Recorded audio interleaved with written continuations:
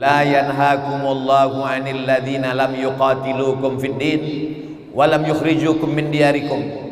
Kalau orang yang tidak seagama denganmu itu tidak membunuhmu, tidak mengusirmu dari kampung halamanmu, antabarruhum, berbuat baiklah kamu kepada mereka, wa tuqsitu ilaihim, bersikap adillah pada mereka. Kalau mereka tidak melakukan dua, maka balas dengan dua. Mereka tidak membunuhmu, mereka tidak mengusirmu, maka berbuat baiklah kepada mereka, bersikap adillah kepada mereka. Jangan hanya karena berbeda agama lalu tidak bersikap adil. La yajrimannakum shana'anu qaumin ala alla ta'dilu. Jangan sampai hanya karena perbedaan kebencian lalu membuat kamu tidak bersikap adil. I'dilu, bersikap adillah. Dengan adil itu aqrabul taqwa, kamu lebih dekat kepada ketakwaan kepada Allah Subhanahu wa ta'ala.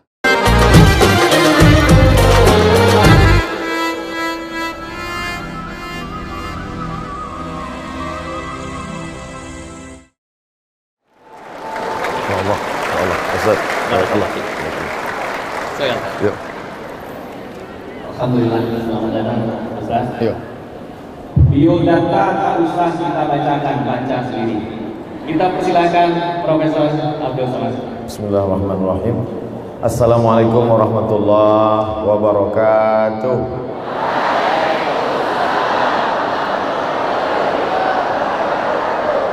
Anak rajo memakai katun bagamba si daun kelor. Ambo indak lagi bepantun, deklah dihabiskan dek Pak Rektor. Anak raja memakai katun bagamba sebatang padi. Ambo indak lagi bepantun, deklah dihabiskan dek Pak Dr. Henmaidi. Ikon langsung tuh Pak. Langsung Ustaz. Izin Pak Dokter. Dan yang sama-sama kita hormati Bapak Rektor beserta seluruh wakil-wakil rektor, Bapak Ibu dekan, para wakil dekan, para ketua jurusan, Bapak Ibu dosen, adik-adik mahasiswa Civitas Akademika Universitas Andalas, nan gadang dak di Bogala, nan kete indak disabui namo, insyaallah kita semua dimuliakan Allah Subhanahu wa ta'ala. Hari ini saya amat sangat merasa terhormat di tengah kampus yang luar biasa, alumni-alumninya, mahasiswanya 33.000 orang. Saya diberikan kesempatan pada Disnatalis yang ke-66 tahun. Mudah-mudahan Allah memberikan kebaikan buat Universitas Andalas di masa akan datang. Tema yang diberikan kepada saya adalah ukhuwah dalam bingkai kebangsaan. Saya akan urutkan satu persatu. Poin yang pertama, ada seorang perempuan, suatu malam dia bermimpi. Dalam mimpinya dia melihat dia memangku bulan. Lalu kemudian besok pagi dia bercerita kepada ayahnya, "Ayah, aku malam tadi bermimpi." "Apa mimpimu nak?" "Dalam mimpiku aku melihat aku sedang memangku bulan." Lalu ayahnya langsung menempeleng anak perempuan itu. Darah keluar dari mulutnya. Kenapa? Karena makna memangku bulan artinya dia akan dekat dengan yang kita selalu sebut dengan bulan purnama. Kalau dia datang selalu kita sambut dengan tola'al badru alaina. Artinya bahwa dia akan menikah dengan Nabi Muhammad SAW. Perempuan itu bernama Sofiyah. Nama ayahnya yang menempeleng itu namanya Huyai. Huyai itu punya ayah namanya Akhtab. Sofiyah binti Huyai bin Akhtab, seorang Yahudi, menikah dengan Nabi Muhammad SAW. Artinya apa? Nabi Muhammad punya mertua seorang Yahudi yang dikatakan pembunuh nabi-nabi, yang selalu dikatakan sebagai manusia terlaknat. Tapi Nabi tetap menjalin hubungan. Dia menikahi seorang perempuan Yahudi bernama Sofiyah binti Huyai bin Akhtab. Poin yang pertama, bahwa ada keluarga Nabi Yahudi. Paling tidak mertuanya Yahudi, berarti dia punya ipar Yahudi. Yang kedua, Nabi berkirim surat. Nabi sebagai seorang kepala negara. Surat itu dibawa oleh seorang sahabat bernama Hatib bin Abi Balta'ah, menyeberangi Laut Merah sampai ke tepi pantai didirikan kota itu oleh Alexander the Great. Kota itu bernama Alexandria. Dulu orang kalau membuat nama kota sesuai dengan namanya, makanya ada nama yang didirikan oleh Konstantinopel. Kota itu didirikan oleh Kaisar Konstantin. Lalu kemudian Alexander the Great mendirikan kota Alexandria. Jadi andai saya hidup waktu itu, berarti ada kota bernama Somalia. Lalu kemudian surat itu pun diberikan kepada seorang penguasa Kristen Ortodok Koptik di Mesir, namanya Jirjis, panggilannya Mukaukis. Surat itu dibaca oleh Jirjis alias Mukaukis, hatinya lembut, lalu dia simpan surat itu di dalam kotak yang terbuat dari kayu, dia beri minyak wangi, dia cium, dan dia balas surat itu. Dia kirimkan dua perempuan. Perempuan yang pertama bernama, seorang perempuan dikirimkan kepada Nabi SAW. Perempuan itu bernama Maria. Dari Maria itulah lahir seorang anak laki-laki. Anak laki-laki itu bernama Ibrahim, meninggal umur 18 bulan. Maria punya adik perempuan namanya Sirin. Sirin itu diberikan kepada sahabat Nabi, namanya Hasan bin Sabit. Apa artinya? Nabi punya keluarga dari kalangan Kristen Ortodok Koptik. Yahudi ada, Kristen ada. Walaupun Maria Islam, Sirin Islam, tapi Nabi punya keluarga dari kalangan Yahudi, dari kalangan Nasrani. Poin yang ketiga, kenapa Ustaz Somad itu kalau ceramah selalu pakai poin? Poin 1, poin 2, poin 3. Itu memang kebiasaan saya dari dulu. Saya ketika kuliah selalu meringkas. Buku-buku yang tebal-tebal itu saya buat ringkasan kecil-kecil, sehingga kalau ujian saya tidak baca buku lagi, saya bawa ringkasan. Makanya kalau kawan-kawan nanya, "Mat, kok nggak baca buku?" Sudah di sini semua. Padahal ada ringkasannya, ada. Makanya saya kemana-mana bawa ringkasan, saya baca, dan kawan-kawan minjam. "Mat, boleh pinjam ringkasannya?" Boleh. Pas dia tengok, tak jadi, karena tulisannya kecil-kecil. Itu kebiasaan saya. Jadi kalau adik-adik melihat saya tausiah tabligh akbar pakai poin 1, 2, 3, itu memang kebiasaan. Yang kedua, mengajarkan jamaah supaya selalu membuat poin-poin. Yang ketiga, untuk memudahkan intel buat laporan, supaya jangan sampai salah lapor. Berikutnya poin yang saya ingat, cuman ngetes saja. Poin yang ketiga, Nabi SAW sampai ke kota Al-Madinah Al-Munawwarah. Di kota Madinah itu ada namanya Yahudi Bani Nadir, ada Yahudi Bani Quraizah, ada Yahudi Bani Qainuqa, ada Yahudi Khaybar. Lalu kemudian Nabi SAW tidak membawa pedang panjang lalu mengatakan orang Yahudi halal kepalanya dipancung bunuh. Tidak. Nabi membuat apa yang disebut dengan mu'ahadah, perjanjian. Itulah yang disebut, dikenal dengan nama populer Piagam Madinah. Poinnya ada 12. Adik-adik yang mau melihat 12 poin itu bisa beli buku, judulnya Ar-Rahiq Al-Maktum. Tapi biasanya adik-adik tak mau beli buku, fotokopi. Zaman saya dulu. Kalau sekarang tinggal save PDF, share. Sudah di-share? Sudah. Udah baca? Belum. Buku itu ditulis oleh seorang India. Diadakan musabaqah, bukan tilawatil Quran, lomba menulis sejarah Nabi Muhammad SAW. Orang Mesir kalah, orang Makkah kalah, yang menang orang India, namanya Syekh Safiur Rahman Al-Mubarak Furi. Judul bukunya Ar-Rahiq Al-Maktum. Bisa dilihat dalam buku itu 12 pasal. Orang Islam dengan orang Yahudi, Bani Nadir, Bani Quraizah, Bani Qainuqa, Yahudi Khaybar, punya tanggung jawab yang sama menjaga kota Al-Madinah Al-Munawwarah. Kalau datang orang Arab, orang Quraisy, sesuku dengan Nabi, keluarga Nabi dari Makkah, maka orang Yahudi yang tidak Islam wajib punya kewajiban yang sama dengan orang Islam menjaga kota Al-Madinah Al-Munawwarah. Itu yang dikenal sekarang dengan istilah rekonsiliasi nasional. Poin yang keempat, Nabi Muhammad SAW ketika meninggal dunia, baju besinya hilang. Dicari-cari kemana baju besi Nabi. Wadir'uhu marhunatun inda Yahudiyin. ternyata baju besinya dipegang seorang Yahudi. Lalu Yahudi itu pun ditanya, "Hai Yahudi, dari mana kamu dapat baju besi Nabi?" Orang Yahudi itu menjawab, "Nabi kalian meminjam gandum salasuna sa'an, 30 sa'. Satu sa' itu 4 mud. Satu mud itu 7 on setengah. Berarti 4 mud 3 kilo. 3 kilo kali 9, 30 sa' berarti 90 kilogram. Hanya dengan 90 kilogram gandum Nabi menggadaikan baju besinya. Padahal menantunya orang kaya, Utsman bin Affan. Padahal ada konglomerat Abdurrahman bin Auf. Ada konglomerat dari kota Madinah. Namanya luar biasa. Tapi begitu Nabi SAW ingin meminjam, dia lebih mau menggadaikan baju besinya. Menurut ahli sejarah, kenapa Nabi menggadaikan baju besinya kepada orang Yahudi? Nabi ingin mengajarkan umat ini, jangan putuskan hubunganmu dalam masalah ekonomi, keuangan, muamalah kepada orang Yahudi, karena disitulah ada peran dakwah.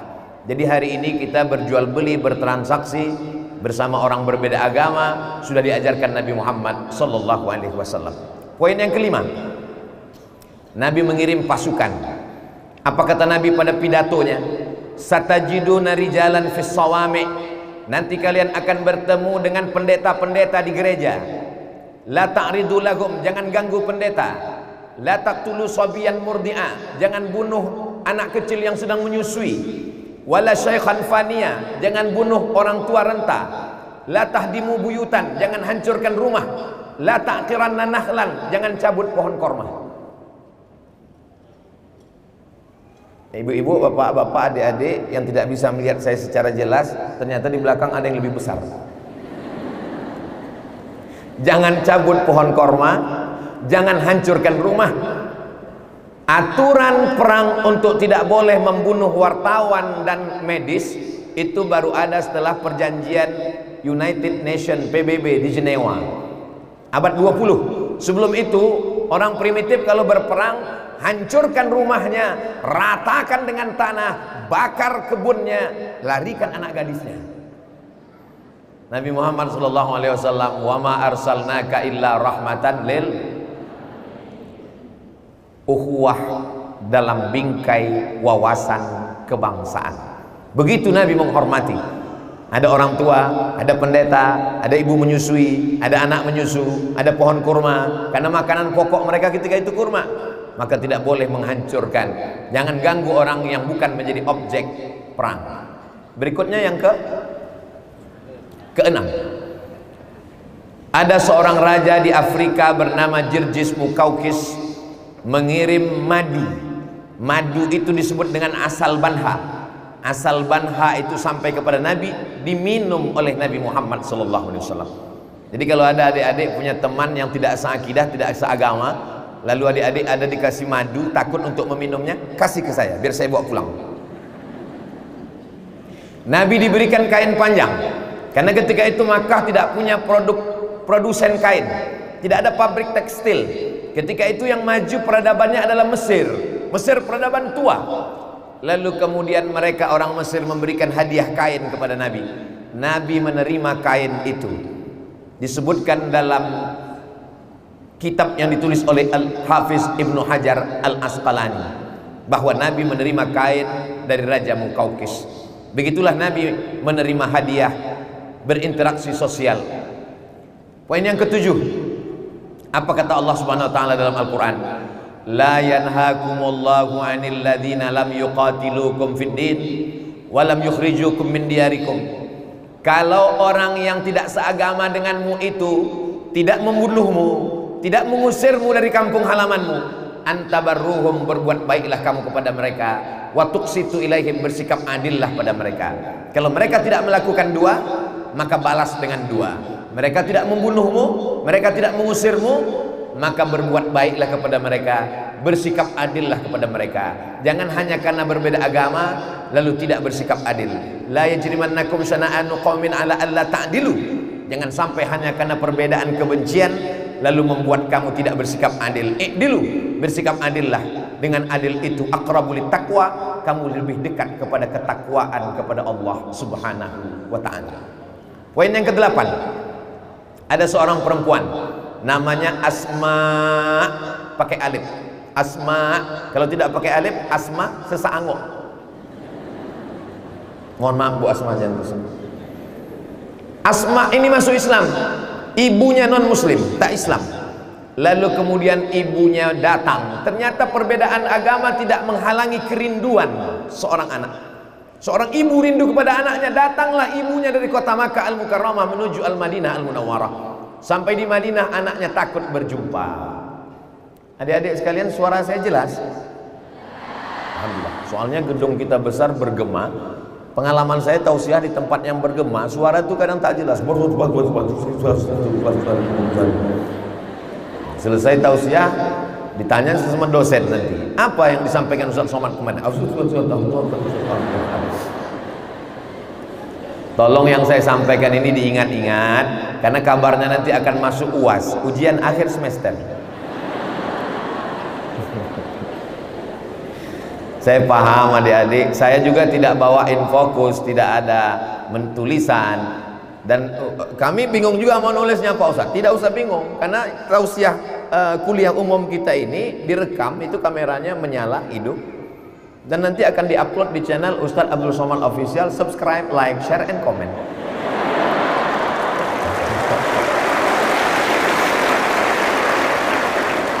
Yang ke-8, bahwa seorang ibu masuk Islam, dan kemudian ibu anak masuk Islam, ibu tidak Islam. Datang dia ke kota Madinah, anaknya takut menemui ibunya. Dia datang menjumpai Nabi Muhammad SAW. Ya Rasulullah, ummi qadimat, ibu saya datang.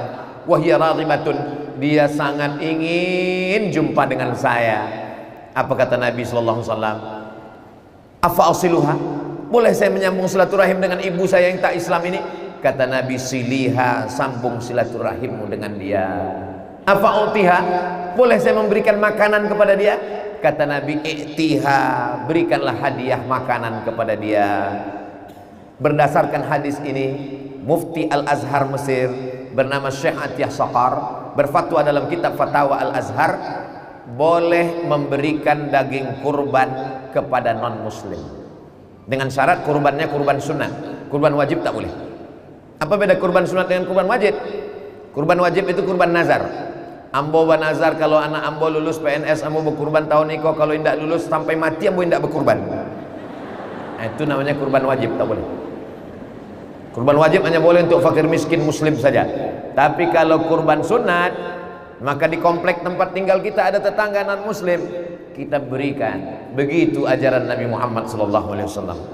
Yang ke-9, Nabi SAW didatangi oleh orang Kristen dari Najran. Makkah di tengah, Madinah di atas, Syam paling atas. Syam itu 4 negara: Suriah, Lebanon, Palestina, Yordania, Mesir ke kiri. Sedangkan yang bawah Yaman. Perbatasan Saudi Arabia dengan Yaman ini ada kota namanya Najran. Di Najran ini banyak Kristen Ortodok. Mereka datang ke kota Al-Madinah Al-Munawwarah, mau menanyakan bagaimana status Jesus Christ. Apakah dia anak Tuhan?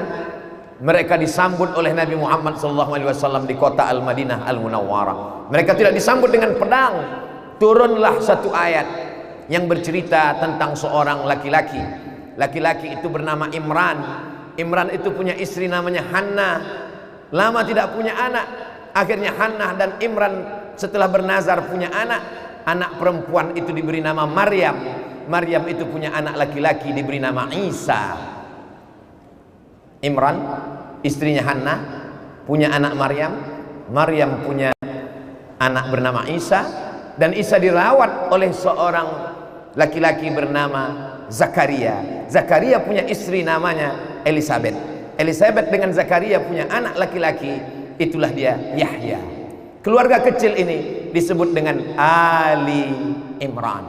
Al keluarga, Imran, Imran's family, keluarga Imran. Dan itu adalah surat yang ke Al-Fatihah, Al-Baqarah, Ali Imran, surat yang ketiga. Itu menunjukkan Al-Quran itu datang dari Allah. Seandainya Quran itu datang dari Muhammad, tentulah dibuatnya Ali Muhammad, keluarga Muhammad sallallahu alaihi wasallam. Justru yang ada dalam Quran adalah keluarga Yesus Kristus, keluarga Nabi Isa, keluarga Nabi yang diutus oleh Allah Subhanahu wa taala. Berdialoglah mereka di kota Al-Madinah Al-Munawwarah. Baca kronologis turunnya surat Ali Imran dalam tafsir yang tulis oleh Imam Abul Fida Ismail Ibnu Katsir. Nama tafsirnya Tafsir Al-Qur'anil Azim. Berikutnya yang ke-10. Nabi Muhammad sallallahu alaihi wasallam meninggal dunia, digantikan oleh Khalifah Abu Bakar Siddiq 2 tahun. Setelah itu naik Umar Ibn Khattab. Umar bin Khattab, Palestina itu ada pagarnya dan kuncinya dipegang oleh seorang pendeta Palestina. Kata pendeta Palestina, saya hanya mau memberikan kunci ini kepada Umar bin Khattab kalau dia mau datang kemari langsung. Umar bin Khattab pun datang ke kota Yerusalem.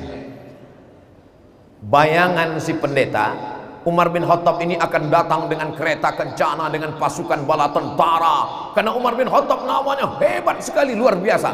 Dia sudah siap menyambut. Bagaimana agaknya Umar bin Khattab? Tiba-tiba dari kejauhan dia tengok ada seekor keledai. Dalam riwayat lain unta. Cuman 2 orang. Ternyata Umar hanya membawa pembantunya. Dan mereka ganti-gantian. Kadang-kadang Umar di atas, kadang-kadang pembantunya di atas, kadang-kadang Umar di bawah, kadang-kadang pembantunya di atas. Mereka ganti-gantian. Pas ketika mendekati pintu Palestina, kebetulan jatah Umar di bawah, pembantunya di atas.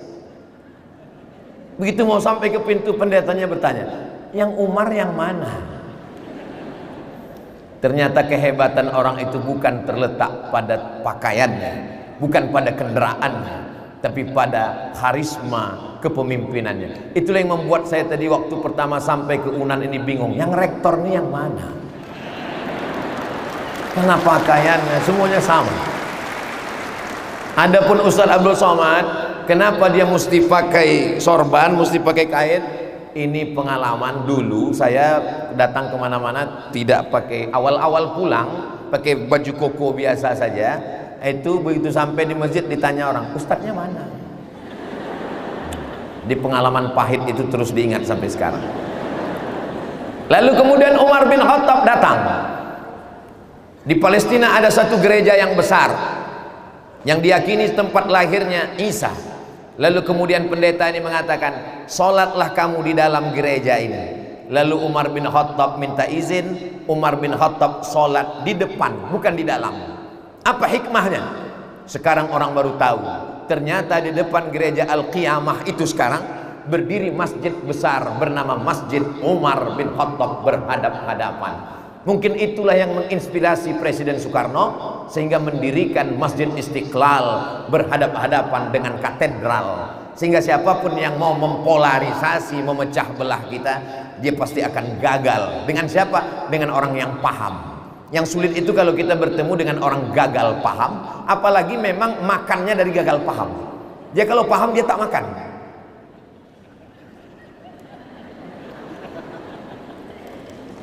Sepuluh poin. Ustadz lanjutkan ke 11 atau ke 12?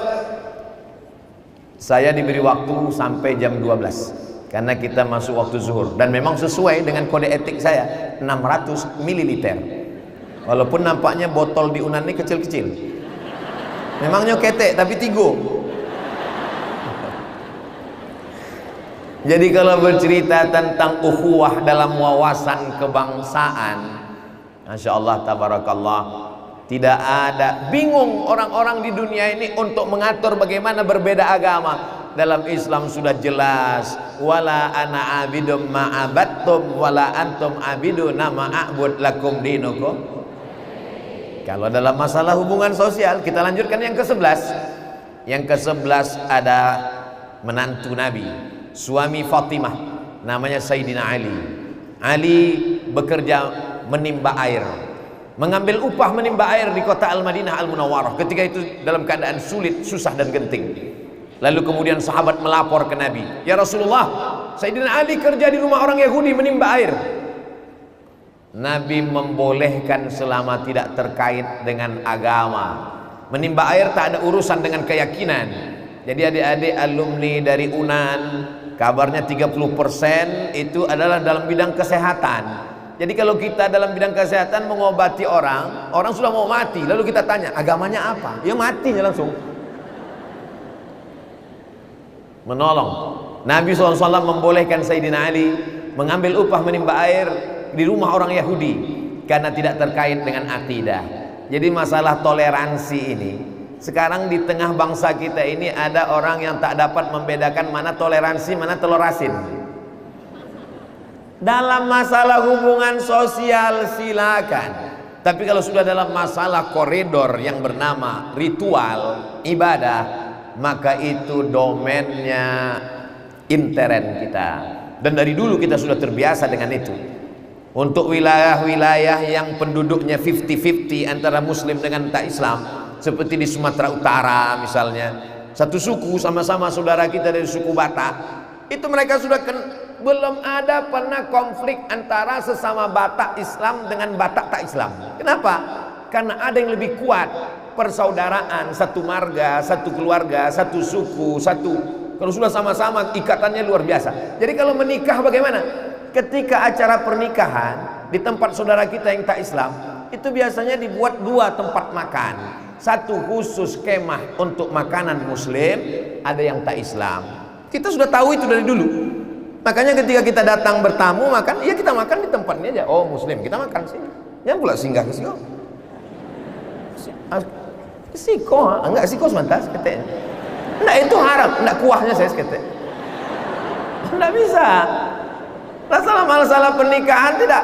Setelah kita makan, kita naik, lalu kita ucapkan semoga bahagia sampai ke Pulau Harapan. Doa-doanya yang bersifat umum. Yang perlu naik ke atas, barakallah lakuma, itu lain. Jadi sebenarnya tidak perlu mengajar orang Indonesia tentang toleransi beragama, bersaudara dalam wawasan kebangsaan.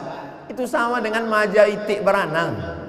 Kita ini bukan agama yang baru, dan kita bersaudara, bertetangga, berkawan ini bukan sesuatu yang baru. Makanya ada yang unik dengan umat Islam ini. Mesir mayoritas muslim, tapi objek wisatanya piramid. Seandainya umat Islam itu dulu menghantam, menghancurkan, itu Sphinx tidak ada sekarang. Tapi ada yang unik dengan patung-patung di semua negeri Mesir itu. Semua patung-patung itu hidungnya hilang. Termasuk Sphinx hidungnya hilang. Mengapa begitu? Ternyata patung kalau berkurang anggota tubuhnya, maka dia tidak haram lagi. Jadi ibu kalau punya patung di rumah, pulang dari sini, misalnya gajah, hilangkan belalainya. Dia mesti utuh. Mohon maaf Pak Dokter, kalau waktu habis saya kasih tahu aja.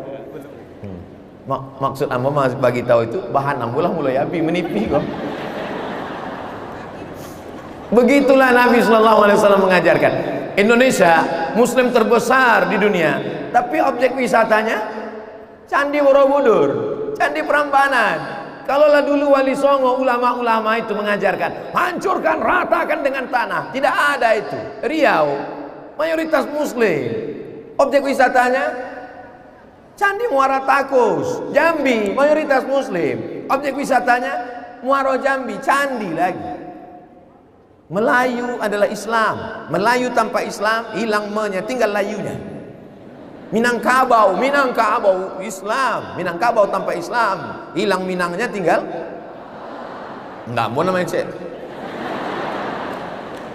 Ambo sekedar mengarahkan saja.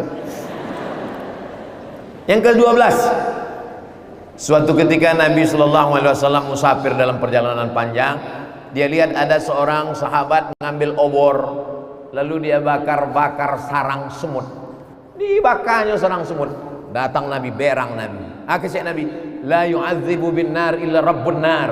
Tidak boleh membunuh dengan api kecuali Tuhan pemilik api. Apa maknanya? Kalau begitu kita mesti kembangkan judul kita ini, bukan ukhuwah dalam wawasan kebangsaan, ukhuwah dalam wawasan kesemutan. Semut pun mendapat rahmat dengan kedatangan Nabi Muhammad SAW. Tidak boleh menyiksa semut kecuali semut itu mengganggu boleh. Mana dalilnya kalau dia mengganggu? Uqtulul aswadaini fis shalah.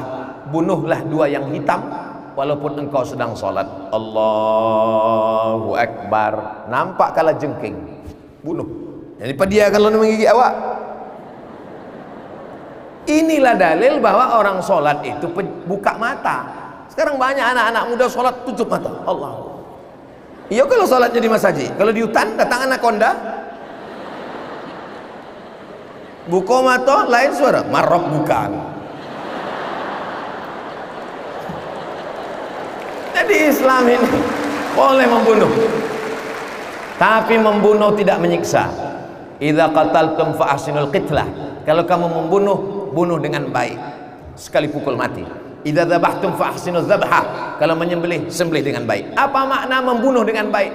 Pukul sekali mati. Jangan karena adik pernah di kos-kosan kena sengat kala jengking, ditangkoknya. Hari Selasa potong japiknya nan kiri.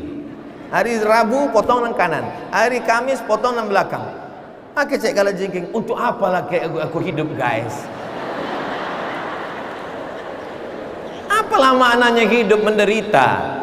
Maka kata Nabi, bunuhlah dua yang hitam walaupun sedang sholat. Tapi tolong jangan dikembangkan ini. Maksud dua yang hitam itu adalah ular dan kala jengking. Soalnya ambo pernah ada sholat, di samping ambo kok orang sholat babunyi handphonenya. Diambilnya dimatikan ya handphone. Selesai semuanya ambo tanya, mengapa matikan? Aduh hadisnya. Aduh hadis semua. Uqtulul aswadaini, bunuhlah dua yang hitam walaupun sedang sholat. Handphone ambo hitam misalnya. Iko pengembang, 5 menit lagi kecil Pak Moderator. Iko pengembangan yang terlalu berlebihan. Ketiga balik. Ada seorang sahabat Nabi namanya Imam Al-Hasan Al-Basri. Imam Al-Hasan Al-Basri levelnya tabi'in, paling tinggi Nabi. Orang nan basua dengan Nabi sahabat. Orang yang berjumpa dengan sahabat tabi'in. Salah satu tabi'in ini namanya Imam Hasan Al-Basri. Basri orang Arab kalau disebut namanya itu langsung nama kota tempat tinggalnya. Al-Basri orang Basrah, Al-Makki orang Makkah, Al-Madani orang Madinah, Al-Fadani orang Padang. Ada ulama Mesir, seandainya terbakar semua kitab usul fikih di dunia yang ada di perpustakaan, terbakar semuanya, tapi dia masih hidup seorang ini, lakafah, cukup. Karena kitab usul fikih itu di kapalonya. Namanya Profesor Dr. Syekh Ali Jum'ah, masih hidup di Mesir. Waktu ambo baca biografinya, Syekh Ali Jum'ah mengambil riwayat hadis Sahih Bukhari, Sahih Muslim, Sunan Abi Dawud, Sunan Nasai, Sunan Tirmidzi, Sunan Ibnu Majah, Muwatta Malik, Musnad Ahmad bin Hanbal, Sunan Ad-Darimi.